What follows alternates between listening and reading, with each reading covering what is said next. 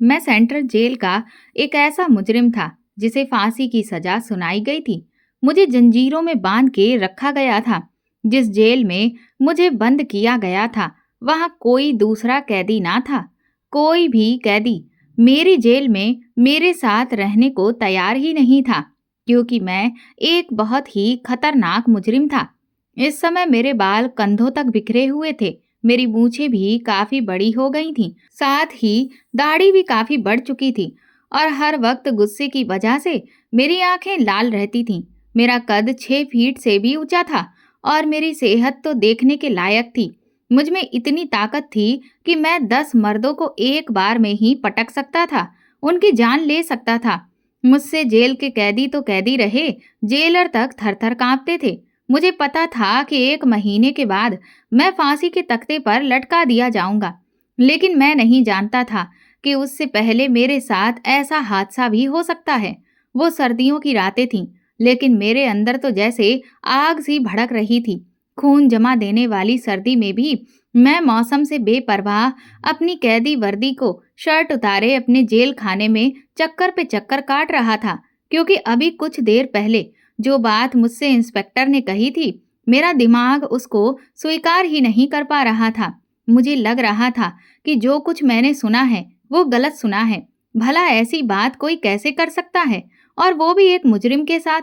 शायद उस औरत का दिमाग खराब हो गया है, या उसे अपनी जिंदगी प्यारी ही नहीं है। मैंने कभी उस औरत को नहीं देखा था, ना मैं उसे जानता था कि वो कौन है और क्यों मेरे साथ ऐसा काम करना चाहती थी। मैं जितना इस मामले के बारे में सोच रहा था, उतना ही इसमें उलझता जा रहा था। लगातार कई घंटों से मैं अपनी छोटी सी जेल के अंदर बेचैनी से चक्कर पर चक्कर काट रहा था। इस ठंडे मौसम में जमा देने वाली सर्दी में बिना शर्ट पहने हुए भी मैं पसीने से भीगा हुआ था। मेरा दिमाग था कि काम करना बंद कर चुका था। हालांकि मुझे मेरे गिरोह में मास्टरमाइंड कहा जाता था, क्योंकि मैं ऐसे ऐसे तरीकों से लोगों के कत्ल करता था कि ना कत्ल होने वालों को खबर होती थी और ना ही मुझे कोई पकड़ सकता था। मैं अपने पीछे कोई भी सुराग नहीं छोड़ता था। ये तो मैंने खुद अपने आप को पुलिस के हवाले किया था, वरना अब तक शहर में मैं बेखौफ दंदनाता फिर रहा होता और ये पुलिस मेरा कुछ भी बिगाड़ नहीं सकती थी। मेरा दिमाग कंप्यूटर की तरह चलता था। लेकिन जो बात कुछ देर पहले इंस्पेक्टर ने मुझसे कही थी, उसकी बात ने तो मेरी अकल को हैरान ही कर दिया था। मैं यही सोच रहा था कि आखिर ऐसा क्यों है? वो लड़की या औरत जो भी है, ऐसा क्यों चाहती है? मैं अपनी सोच में गुम था कि जब जेलर ने डंडे से मेरी जेल की सलाखों पे आवाज की थी, मैंने चौंक के देखा तो वो जेलर कहने लगा, इंस्पेक्टर साहब कह रहे हैं, क्या सोचा है तुमने? मैं पहले ही परेशान था। उस जेलर की बात पर मेरे शब्द थोड़े तेज हो गए। मैंने गुस्से से कहा कि मैं एक बार उस औरत से मिलना चाहता हूँ। मैं जानना चाहता हूँ कि आखिर वो औरत मुझसे ही ऐसा काम क्यों करवाना चाहती है। जेलर ने मुझे देखा, फिर अपनी जेब से सिगरेट निकालकर मेरी तरफ बढ़ाई। सिगरेट का मैं बहुत शौकीन था, इसीलिए मैंने हाथ बढ़ाकर सिगरेट ले ली और मुंह में दबा ली। उस जेलर ने लाइटर से मेरी सिगरेट जलाई और एक सिगरेट और जलाकर मेरे मुंह में रखने लगा। कहने लगा, मरने से पहले तुझे ये बड़ा ही अच्छा मौका मिल रहा है। ये बहुत ही खूबसूरत मौका है। कमबख्त, क्यों इसे गंवाना चाहता है? क्यों इन सब चक्करों में पड़ा है कि वो कौन है कौन नहीं? अरे, ये तो नेकी का काम है। नेकी करो और ऐश के ऐश भी करो। अरे, जब तुम उस लड़की को देखोगे तो अपने होश खो बैठोगे। उसकी बात सुनकर मुझे बहुत गुस्सा आया था। मैंने वो जलता हुआ सिगरेट खींचकर उस जेलर के मुंह पर मारा था। वो कुछ घबरा कर पीछे हटा था। उसके पीछे हटने से वो जलता हुआ सिगरेट जमीन पर आकर गिरा था। जेलर गुस्से से मुझे देखने लगा और बोला, ये क्या बदतमीजी है? मैं वैसे भी किसी से नहीं डरता था और बेखौफ टाइप का आदमी था। मैंने कहा, देखो, मैं मानता हूँ कि मैं कातिल हूँ। मुझे फांसी की सजा हो चुकी है। मुझे पता है कि मैं मरने वाला हूँ। मेरे पास सिर्फ 1 महीना है, लेकिन मुझे मौत का डर नहीं। डर नाम का शब्द तो मैं अपनी जिंदगी से बहुत पहले ही निकाल चुका था। लेकिन ये भी सच था कि मैंने आज तक कभी किसी औरत को बुरी नजर से नहीं देखा था। मैंने उस जेलर से गुस्से से कहा कि अगर मेरे सामने तुमने किसी भी औरत के बारे में ऐसी वैसी बकवास की तो मरने से पहले एक कत्ल तुम्हारा कर दूंगा। जिन खतरनाक इरादों से मैंने उस जेलर से ये कहा था, वो जेलर मेरी बात सुनकर बुरी तरह से घबरा गया था और फौरन वहां से रफू चक्कर हो गया। मैंने जेल का एक कोना संभाल लिया। मुझे नींद भी आ रही थी, लेकिन सुबह उस इंस्पेक्टर को जवाब भी देना था। मैं सोच चुका था कि मैं उसे साफ साफ मना कर दूंगा, लेकिन मुझे उस औरत की अकल पे हैरत थी।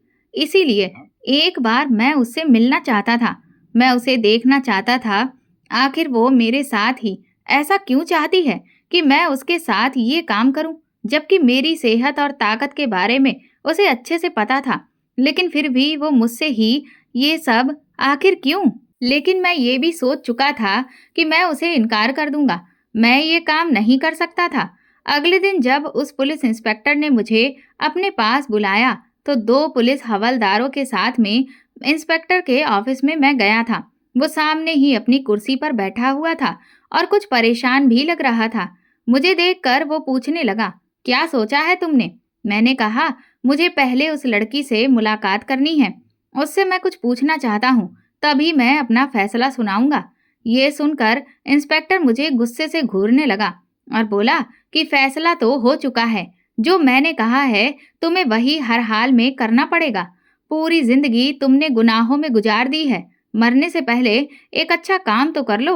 मैंने कहा कि आज तक मैंने किसी के फैसले के आगे सर नहीं झुकाया है और ये आप भी अच्छी तरह से जानते हैं।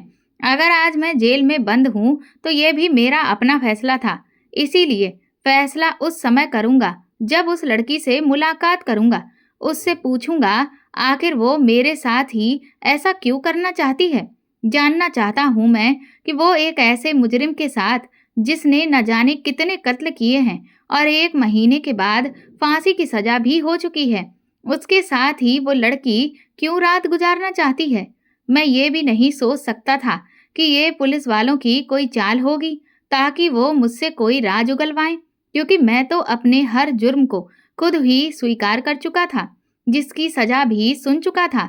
सामने बैठे इंस्पेक्टर ने कहा, ठीक है, मैं तुम्हारी उस लड़की से मुलाकात करवा देता हूँ, लेकिन देखो, तुम्हारे पास इनकार की कोई गुंजाइश नहीं है। तुम्हें वही करना है जो मैं तुम्हें कह चुका हूँ। ये कहने के बाद उसने दोनों हवलदारों से कहा कि इसे वापस जेल में बंद कर दो। जब तक मैं उस लड़की या फिर औरत से मिल न लेता, मेरी बेचैनी वैसी की वैसी बनी रही थी। लेकिन एक बात मुझे ये भी समझ में नहीं आ रही थी कि ये इंस्पेक्टर ये सब करने के लिए मुझ पर इतना दबाव क्यों बना रहा था। कुछ घंटे के इंतजार के बाद 2 लेडीज कांस्टेबल के साथ एक लड़की मेरी जेल में आई। उस लड़की को देखकर तो मैं अपनी आंखें झपकाना ही भूल गया था। वो बेहद हसीन और कम उम्र लड़की थी। उसकी उम्र ज्यादा नहीं थी, यही कोई 23-24 साल की थी। उसे देखकर तो मेरे अंदर और भी बहुत से सवाल सर उठाने लगे थे। ये कम उम्र नाजुक सी लड़की कैसे मेरे जुनून को अपने अक्स पर सह सकती है। मुझे उस लड़की की अकल पे हैरत होने लगी थी। उसे मेरी ताकत और अपनी ताकत का बखूबी अंदाजा था, फिर भी वो ये सब चाहती थी। मुझे देखकर तो खतरनाक से खतरनाक मुजरिम भी डर जाते थे और ये नाजुक सी लड़की मेरे साथ हलाला करना चाहती थी। 1 महीने मेरी संगत में रहना चाहती थी। मैंने आज तक सिर्फ इसीलिए ही शादी नहीं की थी, क्योंकि मैं जानता था कि कोई भी औरत मेरे जुनून को सह नहीं पाएगी। मैंने उस लड़की को ध्यान से देखा। वो लड़की शायद बहुत रोकर आई थी, क्योंकि उसकी आंखें सूजी हुई थीं। वो मेरी जेल के अंदर दाखिल हुई। वो दोनों पुलिस वाली हवलदार भी अंदर आने लगी, तो मैंने उन्हें मना कर दिया। मैंने कहा, मुझे इस लड़की से अकेले में बात करनी है। तुम लोग चाहो तो जेल को बाहर से ताला लगाकर चली जाओ। मेरे इतना कहते ही वो दोनों वहां से चली गईं। जेल के अंदर रखी कुर्सी पे वो लड़की बैठ चुकी थी, लेकिन उसकी नजरें झुकी हुई थीं। अब तक उसने मुझे नजर उठाकर देखा भी नहीं था। मैंने गुस्से से उसे पुकारा। मैंने कहा, सुनो, तुम मुझसे हलाला क्यों करना चाहती हो? और तुम्हारा शौहर मेरे साथ इस सब के लिए राजी कैसे हो गया? मेरे इस सवाल पर भी वो गुमसुम बैठी रही। मैं उसके पास गया। मैंने कहा, मैंने कुछ पूछा है तुमसे। तुम मेरी बात का जवाब क्यों नहीं दे रही हो? मुझसे हलाला क्यों करना चाहती हो? वो लड़की बहुत ही उदास शब्दों में कहने लगी, आपको ऐतराज किस बात पर है? हालांकि उसने अपनी नजरें अभी तक नहीं उठाई थीं। शायद उसकी आंखों में आंसू भरे हुए थे, जिन्हें वो मुझे दिखाना नहीं चाहती थी। मैंने कहा, तुम मेरे बारे में शायद जानती नहीं हो। वो कहने लगी, मैं सब जानती हूँ। मुझे मेरे शौहर ने सब बताया है, क्योंकि मेरा शौहर और कोई नहीं, वही इंस्पेक्टर है जो आपसे इस काम को करने को कह रहा है। मैं उसकी ये बात सुनकर चौंक गया, और अब मुझे समझ आया था कि वो इंस्पेक्टर मुझे अपना फैसला क्यों सुना रहा था। मैंने कहा, मैं तुम्हारे साथ हलाला नहीं कर सकता। मेरी बात सुनकर अचानक से उसने मेरी तरफ देखा था, जिससे उसकी आंखों से आंसू लुढ़क कर उसके गालों पे आ गए। वो कहने लगी, क्यों? उसके सवाल पे मैंने उससे कहा, क्यों भरी जवानी में मरना चाहती हो? मेरे जुनून को तुम सह नहीं सकती। मेरी बात सुनकर एकदम से उसका चेहरा फीका सा पड़ गया था। फिर भी वो यही कहने लगी कि मैं तुमसे शादी करना चाहती हूँ। मैंने कहा, सोच लो, मैंने आज तक किसी पर दया नहीं दिखाई है। मैंने बहुत कत्ल किए हैं। मुझसे रहम की उम्मीद मत रखना, इसलिए सोच समझ कर फैसला करना। हालांकि मेरा इरादा उस लड़की को इनकार करने का था, लेकिन उसे देखकर न जाने क्यों मैं उसे इनकार ना कर सका। वो अपने हुस्न में अपनी मिसाल रखती थी, इसीलिए मेरा दिल उसे देखकर बेईमान सा हो गया था। फिर जब वो खुद राजी थी, तो मैं कैसे पीछे हट सकता था। मैंने कहा, ठीक है, जब तुम्हें इस बात पे कोई ऐतराज नहीं है, तो मुझे क्या फर्क पड़ता है। खैर, अगले दिन मुझे जेल से बाहर निकाला गया और बाहर पुलिस जीप में बिठाकर एक घर पे ले जाया गया, जहां मेरे बालों को कटवाया गया, मेरी शेप कराई गई, मेरा हुलिया ठीक ठाक कराया गया। शाम को मेरा उस लड़की से निकाह होना था। पहली बार मैं एक अजीब सी उलझन का शिकार हुआ था। अभी तक मेरे दिमाग में यही सवाल कुलबुला रहा था कि आखिर मैं ही क्यों, उस लड़की को मैं ही क्यों मिला था हलाले के लिए। खैर, उसी घर के कमरे में वो लड़की दुल्हन बनी बैठी थी। वो एक छोटा सा मकान था, जहां पुलिस का भारी बल तैनात था, ताकि मैं कहीं भाग ना सकूं। मेरे और उस लड़की के अलावा अंदर कोई भी ना था उस घर में। मैं उसके कमरे में दाखिल हुआ तो वो लड़की दुल्हन बनी बैठी हुई थी। मैं सोच भी नहीं सकता था कि फांसी से 1 महीना पहले मेरी शादी भी हो सकती है। मैं कमरे में दाखिल हुआ, दरवाजा बंद किया और उस लड़की के पास जाकर बैठ गया। हालांकि वो बहुत ही सादगी से तैयार हुई थी, लेकिन इस सादगी में भी वो आफत ढा रही थी। उस वक्त तो वो कुछ डरी सहमी भी लग रही थी। पहली बार मुझे लगा कि मेरे सीने में भी दिल है जो धड़कना जानता है। ये पहला मौका था कि मैं एक लड़की के सामने उसके शौहर की हैसियत से बैठा हुआ था। मैंने आज तक 3 औरतों का कत्ल किया था, चोरी डकैती भी की थी, काफी नौजवानों को भी मारा था, बस कभी किसी से प्यार नहीं किया था। इसीलिए समझ में नहीं आ रहा था कि क्या करूं और क्या ना करूं। किसी को मारना पीटना तो मेरे बाएं हाथ का खेल था, लेकिन प्यार जताना, उसका इजहार करना, इस सब में मैं बिल्कुल कान का कच्चा था। मुझे कुछ भी समझ में नहीं आ रहा था। मैंने उस लड़की का हाथ थामा और उससे यही पूछने लगा, तुमने हलाले के लिए मुझे ही क्यों चुना? वो लड़की कहने लगी, मैं आपको अभी बजा नहीं बता सकती, लेकिन देखो, मैं बाद में बता दूंगी। मैंने कहा, हलाला क्यों करवाना चाहती हो? जिस आदमी ने एक बार तुम्हें छोड़ते हुए नहीं सोचा, वो क्या हलाला के बाद तुम्हें दोबारा नहीं छोड़ देगा? वो कहने लगी, ये आपकी समस्या नहीं है। मुझे उसकी इस बात पर गुस्सा सा आने लगा था। वैसे भी मैं गुस्से का बहुत तेज था। मुझे खुद पे कंट्रोल नहीं रहता था। मैं बहुत जल्दी आग बबूला हो जाता था। इसीलिए मैंने उसका दुपट्टा उतार कर फेंक दिया और उसकी थोड़ी पकड़कर उसका चेहरा ऊपर की ओर उठाकर कहा, जानती हो, मैंने आज तक किसी से शादी क्यों नहीं की? क्योंकि मुझे ये लगता था कि मेरे सीने में दिल ही नहीं है, बस एक धड़कने वाली मशीन है जो बस मेरे शरीर को जिंदा रखे हुए है। इसीलिए अगर मैं किसी औरत के पास जाऊंगा तो उसे बस अपने जुनून का निशाना ही बना सकता हूँ, उसे अपनी बीवी नहीं, और ना ही मैं उसे मोहब्बत कर सकता हूँ। ये कहते हुए मैंने उसके बालों का जूड़ा भी खोल दिया था। वो बेहद डरी हुई लग रही थी। मैंने आज तक औरतों को अपने सामने डरे सहमे हुए देखा था, मुझसे जिंदगी की भीख मांगते हुए, रोते गिड़गिड़ाते देखा था। ये लड़की भी डरी हुई थी, लेकिन रो नहीं रही थी और ना ही विनती कर रही थी।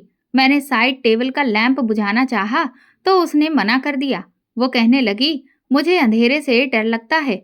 लेकिन मैं नहीं जानता था कि लैंप की मध्यम सी रोशनी मेरे लिए उस रात को गजब ढाकर आएगी। सुबह मैं उठा तो अपना सर पकड़े बैठा हुआ था। ऐसा लग रहा था कि अब तक मैंने जो जिंदगी जी है वो इतनी दर्दनाक नहीं थी जितनी ये रात दर्दनाक थी। मैं फौरन से वॉशरूम में चला गया। ठंडे मौसम में भी मैंने ठंडे पानी से सावर लिया और कपड़ों समेत शावर के नीचे खड़ा हो गया था। एक मुजरिम होते हुए भी मेरी आंखों से आंसू बह रहे थे। आज मेरे दिल के सिले जख्म जैसे फिर से उधड़ गए थे।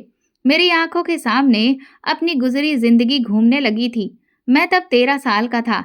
घर में बीमार माँ के अलावा मेरी 15 साल की बहन थी और मैं सड़कों पे नंगे पांव सबसे अपनी माँ की दवा के लिए पैसों की भीख मांग रहा था। लेकिन कोई भी ऐसा ना था जो मेरी मदद करता।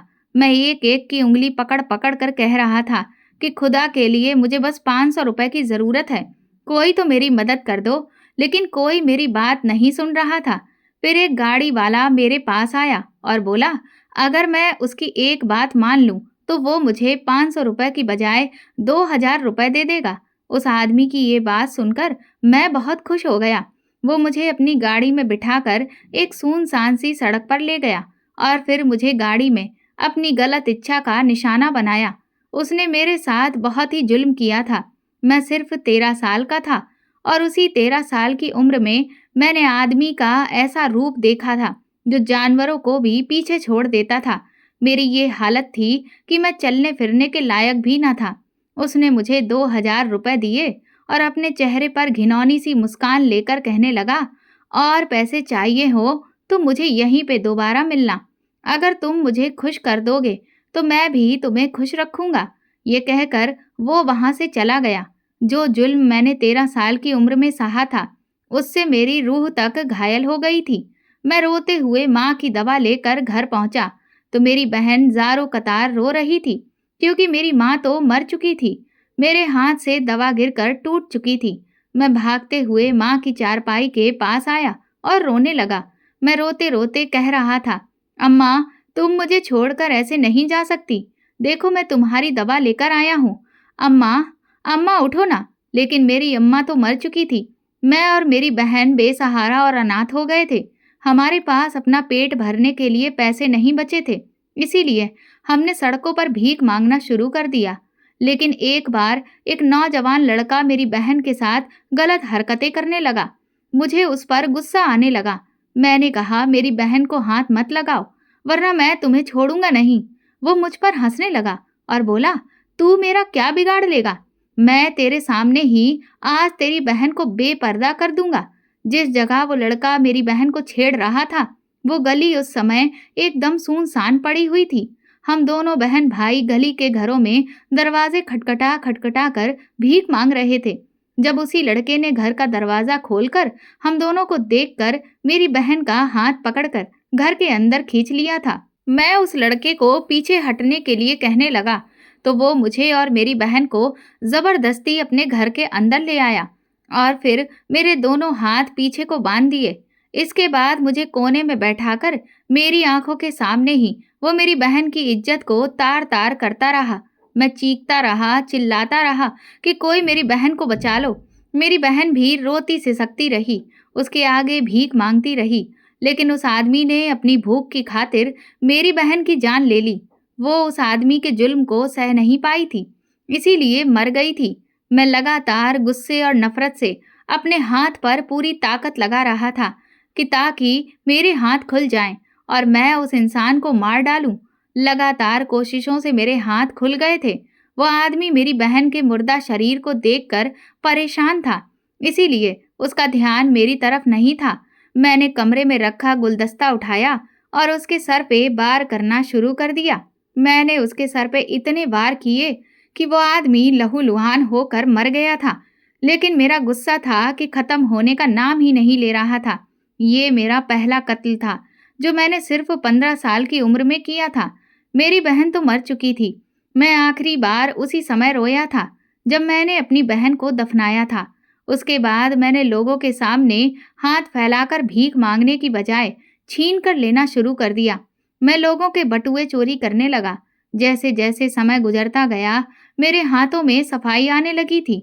मैं किसी के बराबर से गुजरता और उसकी जेब को खाली कर देता।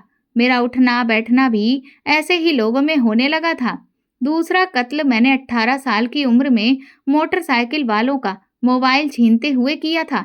वो मुझे अपना मोबाइल नहीं दे रहा था। हालांकि मेरे साथी दोस्त ने कहा था कि पिस्टल से इसे सिर्फ डराना है, लेकिन मुझे उस इंसान पर गुस्सा आने लगा था, इसीलिए मैंने उसे मार दिया था। उस समय कत्ल करने पे मुझे बड़ा डर लगा था, क्योंकि उस आदमी का कोई कसूर ही नहीं था। लेकिन जब मेरे गिरोह के बॉस को पता चला कि मैंने गुस्से में कुछ भी ऐसे कर जाता हूँ, तो वो मेरा हाथ पकड़कर मुझे एक दूसरे आदमी के पास लेकर गया था, जो मुझे कत्ल करने के लाखों रुपए देने को तैयार था। मैं ये काम करने लगा। मेरा दिमाग इस कदर तेज था कि मैं कत्ल करने के बाद कोई भी सबूत नहीं छोड़ता था। लेकिन आखिरी कत्ल ने मेरे अंदर सोए हुए जमीर को झंझोड़ कर रख दिया था। दरअसल वो इंसान अपना घर बेचने को तैयार ही ना था और मेरे मालिक को उसकी जमीन हर हाल में चाहिए थी, क्योंकि उस जमीन की कीमत बहुत बढ़ चुकी थी और मेरा मालिक वहां पर एक मॉल बनाना चाहता था। लेकिन उस आदमी का घर मॉल बनने में रुकावट बन रहा था। मेरे मालिक ने उस आदमी को उसके घर की बहुत बड़ी कीमत अदा करने की पेशकश की थी, जिस पर भी उसने अपना घर बेचने से इनकार कर दिया था।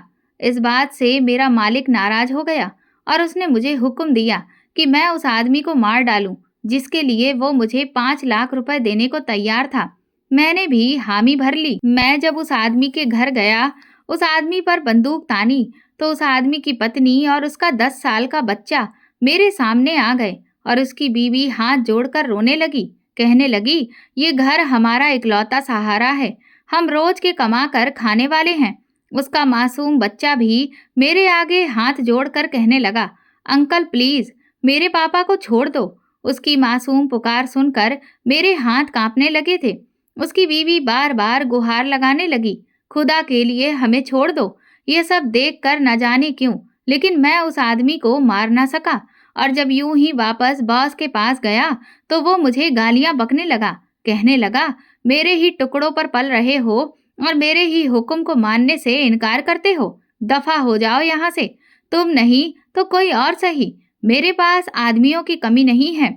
मैं ये काम किसी और से करवा लूंगा। बॉस की ये बात सुननी थी कि मैं अपने आपे से बाहर हो गया और मैंने अपनी पिस्तौल निकालकर बॉस को ही भून कर रख दिया था और फिर खुद को पुलिस के हवाले कर दिया। अपने सारे जुर्म मैंने खुद कबूल कर लिए थे, इसीलिए मुझे फांसी की सजा हो गई। लेकिन एक दिन मेरे पास एक पुलिस ऑफिसर आया, कहने लगा कि एक आदमी ने अपनी बीवी को गलती से तलाक दे दिया है और तुम उसका हलाला कर दो। मैंने कहा, मुझे ये सब नहीं करना। पहले लोग अपनी बीवियों को गुस्से में तलाक देते हैं, उन्हें छोड़ देते हैं और फिर बीवी को इस आजमाइश के लिए मजबूर करते हैं। वो इंस्पेक्टर कहने लगा, ये उसकी बीवी की खुद की इच्छा है। मैं ये सुनकर हैरान हुआ था। मुझे लगा कि वो आदमी 40 साल के लगभग तो होगा ही, तो बीवी भी उसकी कोई 35-36 साल के लगभग होगी, लेकिन वो तो 23-24 साल की खूबसूरत नाजुक सी लड़की थी। वो इंस्पेक्टर बहुत चालाक था।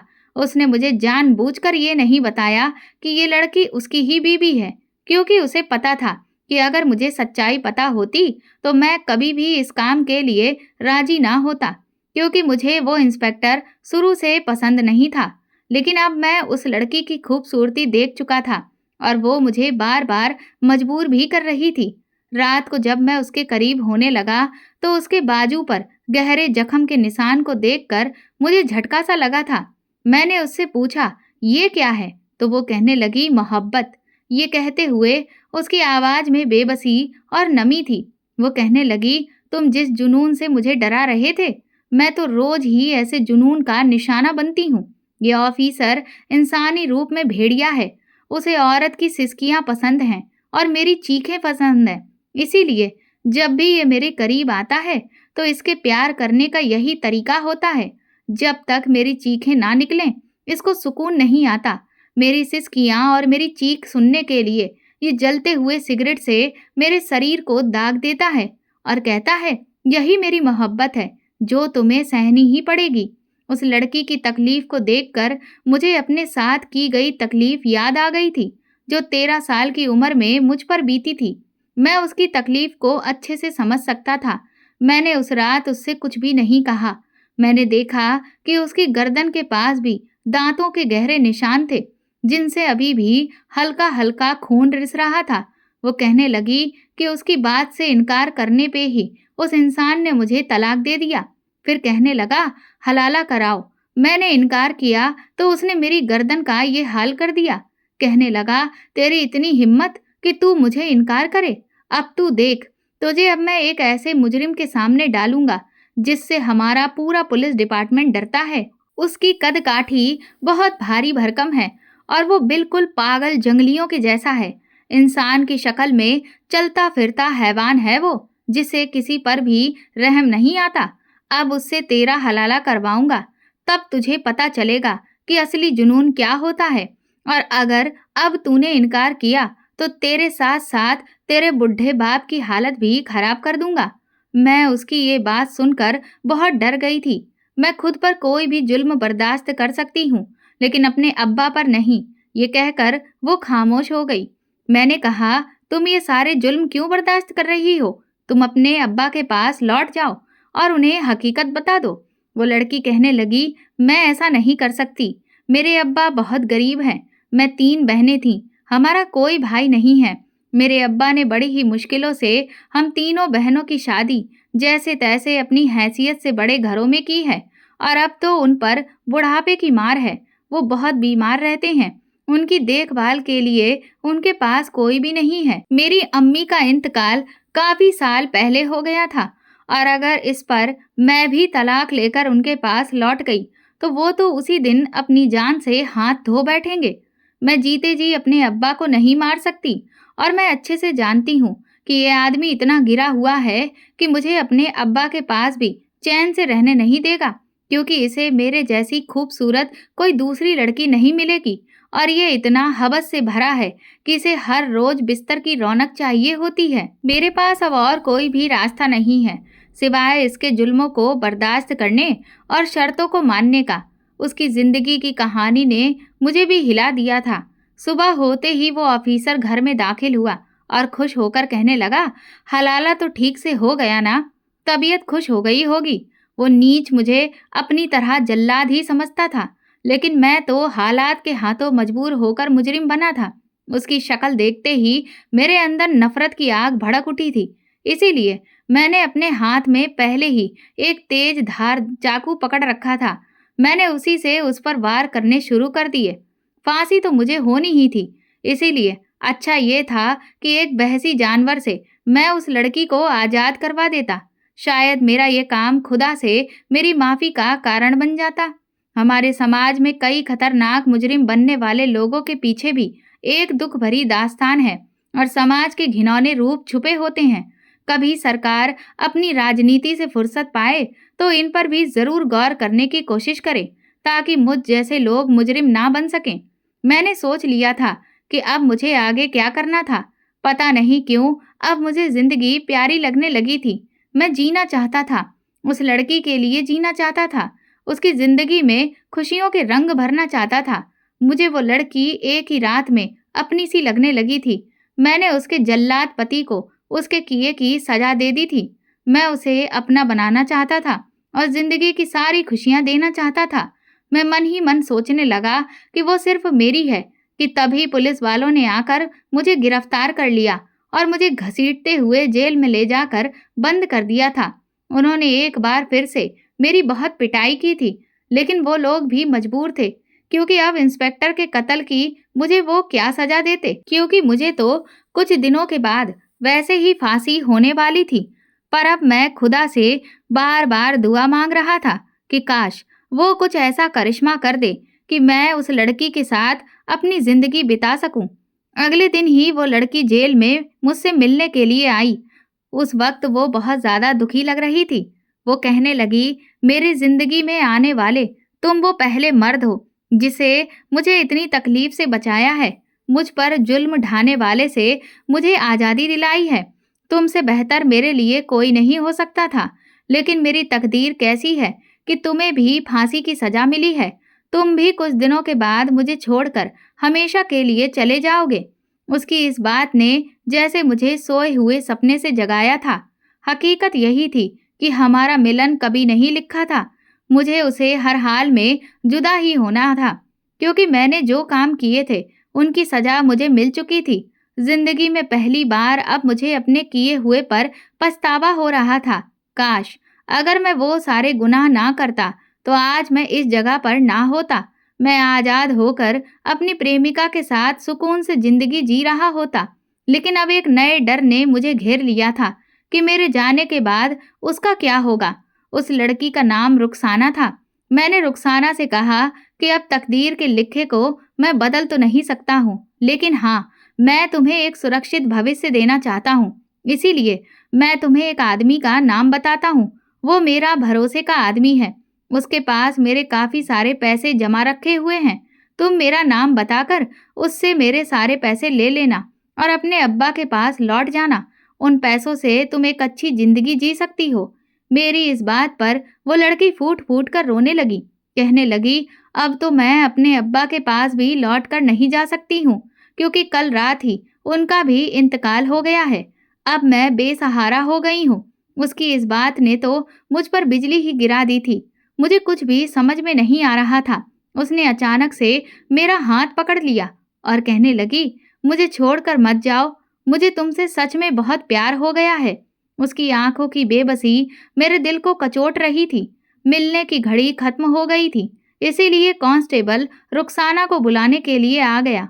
वो मेरी आंखों से धीरे धीरे ओझल हो गई और मैं यहाँ हर पल बेचैन रहने लगा था।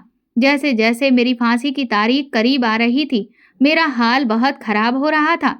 मैं हर वक्त वो मौका ढूंढता रहता था जब मैं इस जेल की दीवारें कूद कर यहाँ से भाग जाऊं, लेकिन मुझे वो मौका मिल ही नहीं रहा था। मेरी फांसी में अब बस 4 दिन बचे थे।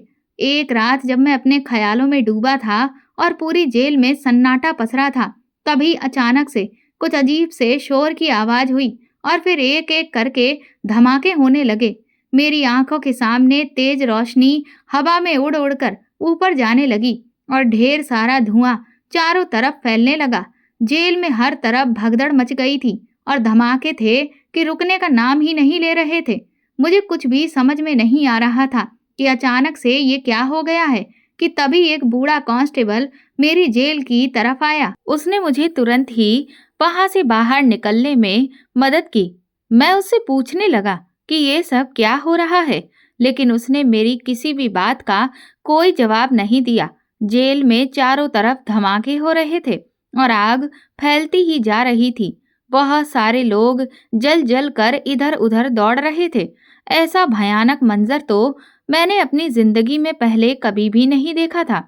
वो कांस्टेबल मेरा हाथ पकड़कर न जाने किस रास्ते पर मुझे दौड़ाए चला जा रहा था। काफी दूर दौड़ने के बाद हम जेल से बाहर निकलकर एक जंगल की तरफ आ गए थे।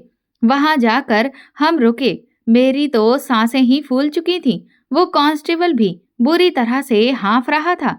मैंने एक बार फिर से उसे सवालिया नजरों से देखा तो वो कहने लगा, मैं जानता हूँ कि रुखसाना तुम्हें प्यार करती है और तुम्हारे साथ अपनी जिंदगी बिताना चाहती है। मैं उस बच्ची के बारे में सब कुछ जानता हूँ। वो इंस्पेक्टर उस बच्ची पर बहुत जुल्म ढाता था। मेरी ड्यूटी उस इंस्पेक्टर के साथ ही रहने की थी, इसीलिए उसकी हर एक हरकत के बारे में मुझे सब पता है। मुझे उस बच्ची पर हमेशा से बहुत तरस आता था और मैं अल्लाह से दुआ मांगता था कि वो उस पर रहम करे। और जिस दिन तुमने उनसे इंस्पेक्टर का कत्ल किया, मैं बहुत खुश हुआ था।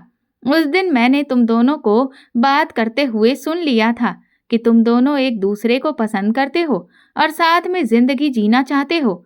मुझे भी यही लगा कि उस बच्ची के लिए तुमसे बेहतर और कोई नहीं हो सकता। और इसीलिए आज जब अचानक से गैस लीक होने की वजह से जेल में सिलेंडर फटने लगे, तो मेरे दिमाग में सबसे पहले यही आया कि यही वो मौका है जब मैं तुम्हें यहाँ से भगा दूं, ताकि तुम उस बच्ची की जिंदगी को खुशियों से भर दो। उस कांस्टेबल की ये बात सुनकर मैं बहुत खुश हो गया था। वो कांस्टेबल कहने लगा, जाओ, अब तुम आजाद हो। जाओ रुखसाना के पास चले जाओ और उसे यहाँ से लेकर कहीं बहुत दूर निकल जाना। मैं वहाँ से भागने लगा, लेकिन तभी अचानक मेरे दिमाग में एक ख़्याल आया। मैंने पलटकर उस कांस्टेबल से कहा, लेकिन बाद में जब अफसरों को पता चलेगा कि मैं जेल तोड़कर भाग गया हूँ और अगर उन्हें ये खबर हो गई कि इस काम में तुमने मेरी मदद की है, तो तुम्हारा क्या होगा? कांस्टेबल कहने लगा, उस सब की तुम फिक्र मत करो। अब सब कुछ अल्लाह पर छोड़ दो। जो होगा सो देखा जाएगा। फिलहाल तुम यहाँ से चले जाओ। मैं तुरंत ही वहां से निकलकर रुखसाना के पास पहुंचा। वो भी मुझे देखकर दंग रह गई थी। मैंने उसे एक सांस में सब कुछ बता दिया। उसने फटाफट से अपने सारे कपड़े पैक किए और वहां से निकलकर मैं सीधा अपने उस भरोसेमंद आदमी के पास पहुंचा, जिसके पास मेरे कुछ पैसे थे। हमने रातों रात ही उस शहर को छोड़ दिया था और दूसरे शहर में अपना एक नया ठिकाना बना लिया। मैंने अपना भेष पूरी तरह से बदल कर रख दिया था। अब मैं दिखने में कोई मुजरिम नहीं, बल्कि एक आम सा सीधा साधा आदमी लगता था। इसलिए अब मुझे कोई भी पहचान नहीं सकता था। रुखसाना के साथ अगले दिन ही मैंने निकाह कर लिया था, लेकिन मैं और रुखसाना बहुत ज़्यादा डरे हुए थे कि कहीं पुलिस फिर से आकर मुझे पकड़ ना ले। मैं इसीलिए हर तरफ जेल में लगी आग की खबरों को अच्छे से खोज रहा था कि तभी मैंने टीवी पर न्यूज़ सुनी। उसमें बताया जा रहा था कि ये आग इतनी ज़्यादा भयानक थी कि इसमें लगभग सभी कैदी जलकर बिल्कुल राख हो गए हैं। किसी का भी नामो निशान नहीं बचा। काफ़ी सारे पुलिस वाले भी बुरी तरह से घायल हैं। जेल की सबसे बड़े अधिकारी ने बयान दिया है कि उन्हें इस दर्दनाक हादसे पर बेहद अफसोस है। उनके बयान में मेरा नाम भी शामिल था। उन्होंने मेरा नाम लेकर ये बयान दिया कि मुझे 4 दिन के बाद फांसी होने वाली थी, लेकिन खुदा ने मुझे मेरे किए की सज़ा पहले ही दे दी और मैं भी उस जेल की आग में जलकर खाक में मिल गया था। ये सुनकर मेरी तो खुशी का ठिकाना ही नहीं था, क्योंकि अब सबको यही लगता था कि मैं मर चुका हूँ। सरकार के पास वैसे भी हम मुजरिमों के लिए इतना समय तो कभी नहीं है कि वो एक एक कैदी का डीएनए टेस्ट करके चेक करे। इस खबर को सुनने के बाद मैं और रुखसाना बहुत खुश हुए थे। खुदा ने मुझे अपनी ज़िंदगी को सुधारने का एक और मौका दिया था। मैंने भी फैसला कर लिया था कि अब मैं वो आम जिंदगी जीऊँगा जो हर इंसान जीना चाहता है। मैंने एक बार फिर से ठिकाना बदला और दूसरे शहर में पहुंचकर काम ढूंढना शुरू किया। जल्दी ही मुझे एक कार की गैराज में मैकेनिक की नौकरी मिल गई। लगातार 1 साल तक मैं वहां पर कार की मशीनरी का काम बहुत अच्छे से सीखता रहा। मुझ में दिमाग की कमी कभी भी नहीं थी और इसीलिए मैंने इस हुनर को बहुत अच्छे से समझ लिया। मेरे पास जो पैसे पहले से ही जमा थे, उसकी मदद से मैंने अपना खुद का गैराज खोल लिया था, जो अब बहुत अच्छा चल पड़ा था, जिसके दम पर मैंने अपना खुद का घर भी खरीद लिया है और आज मैं अपने 2 साल के बेटे और रुखसाना के साथ एक सुकून भरी जिंदगी जी रहा हूँ। आज मैं पूरी तरह से बदल चुका हूँ।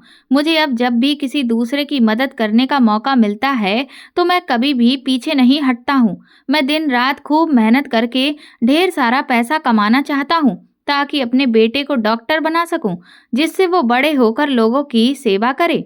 दोस्तों, अगर आपको हमारी कहानी पसंद आई है तो कमेंट करके ज़रूर बताएं और वीडियो को लाइक करके ज़्यादा से ज़्यादा शेयर करें।